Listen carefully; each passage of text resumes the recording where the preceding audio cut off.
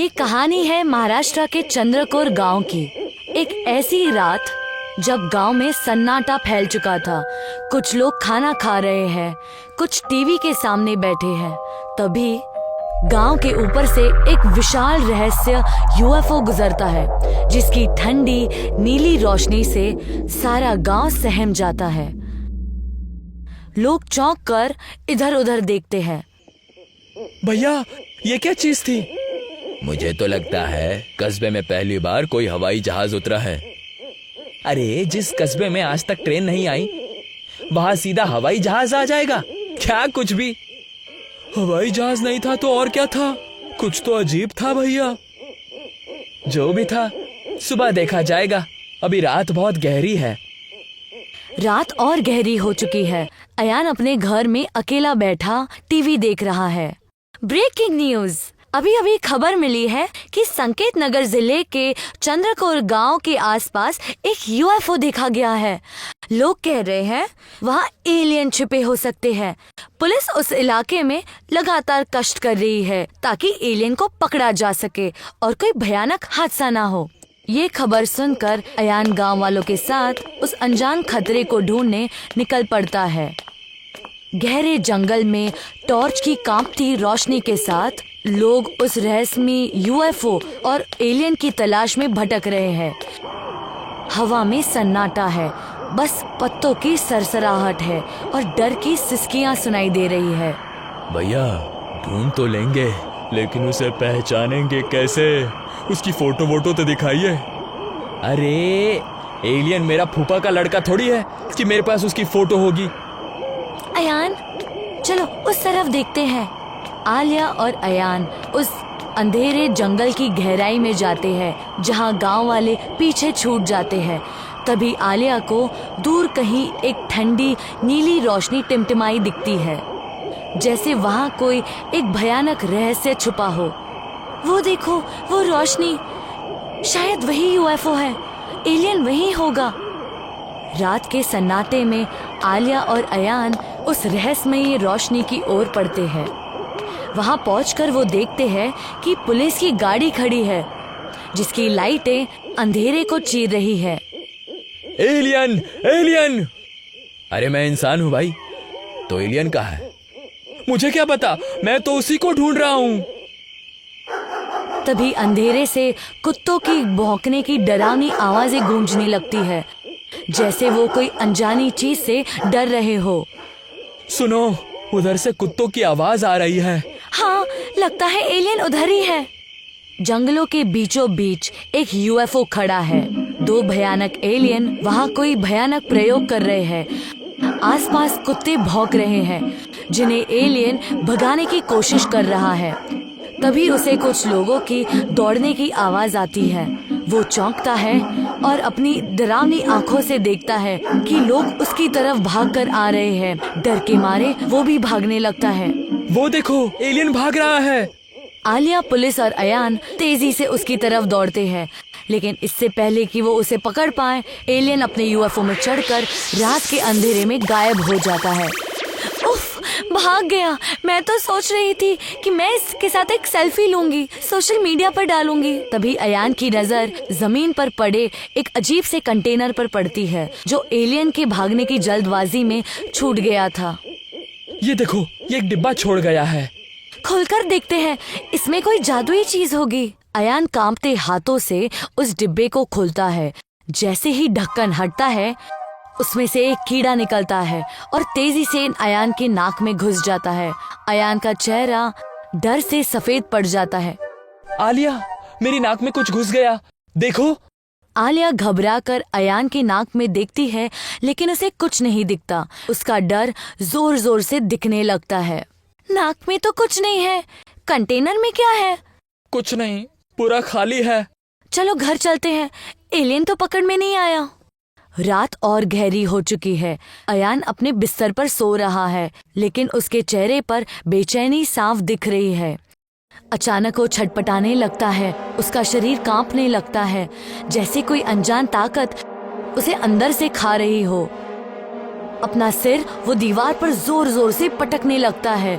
खून की धार जोर से बहने लगती है और कुछ ही पलों में उसकी सांसें थम जाती है।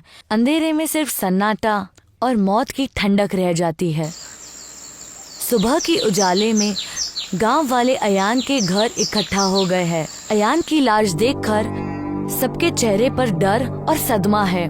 आलिया कोने में बैठकर फूट फूट कर रो रही है।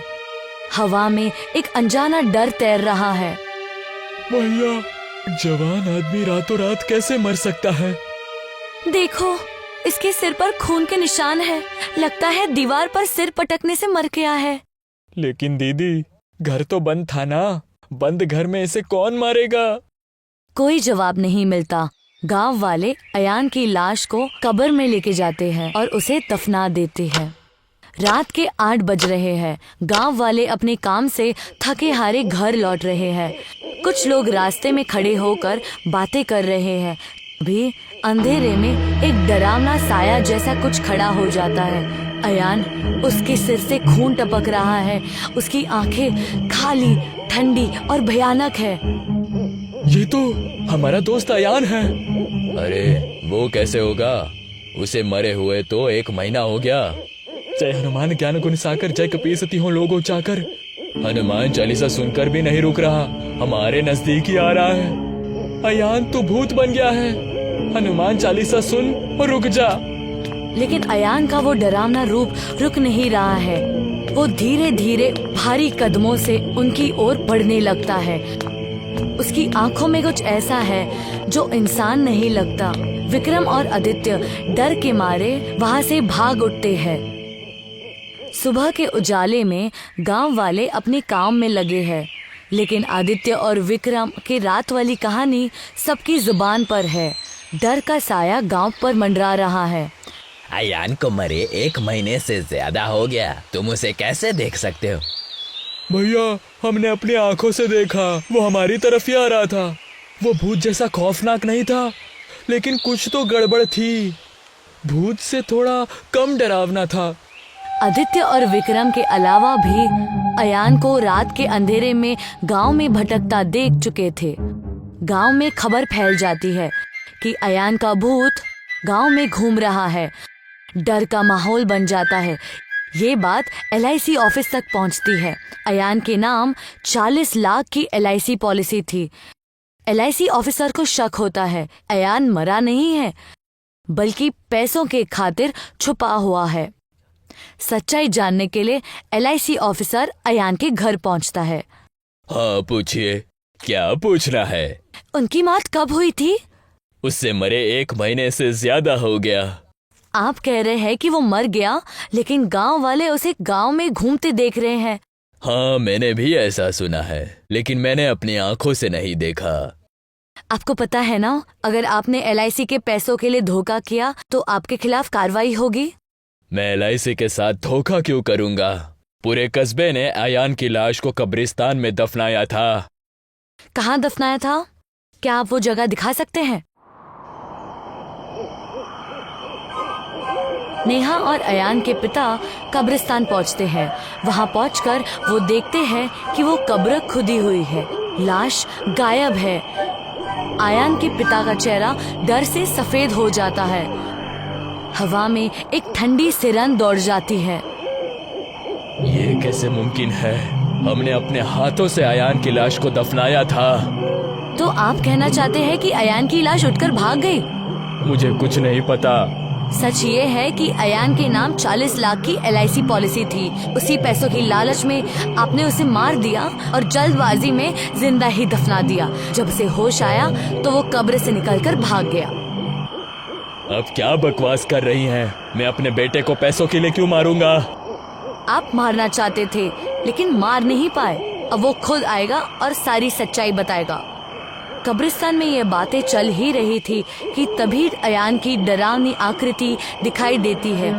उसके सिर से खून टपक रहा है। उसकी आंखें पीली है, जैसे वो इस दुनिया का हो ही ना। वो नेहा और अपने पिता की ओर देख रहा है। अयान? देखो, वो खुद आ गया। अब सारी सच्चाई वो अपने मुंह से बताएगा। वो अयान नहीं है, वो उसका भूत है। उसके नजदीक मत जाइए। वो अयान है। मुझे सच्चाई जाननी है। देखो, उसके सिर से अब भी खून टपक रहा है। उस पर हमला हुआ था। देखिए, उसके नजदीक मत जाइए। अयान के पिता डर के मारे वहाँ से भाग जाते हैं, लेकिन नेहा नहीं रुकती। वो सच्चाई जानने के लिए अयानक की ओर, उस भयानक आकृति की ओर बढ़ती है। अयान उसे एकटक देख रहा है। सच बताओ अयान, तुम्हारे साथ क्या हुआ था? तुम पर किसने हमला किया था? अचानक अयान नेहा के सिर पर जोर से मारता है। नेहा दर्द से नेहा जोर से चीखती है और वहीं बेहोश हो जाती है। जैसे ही नेहा गिरती है, अयान के मुंह से कई कीड़े निकलते हैं और तेजी से नेहा की नाक में चले जाते हैं। अंधेरा और गहरा हो जाता है और हवा में एक भयानक सन्नाटा छा जाता है।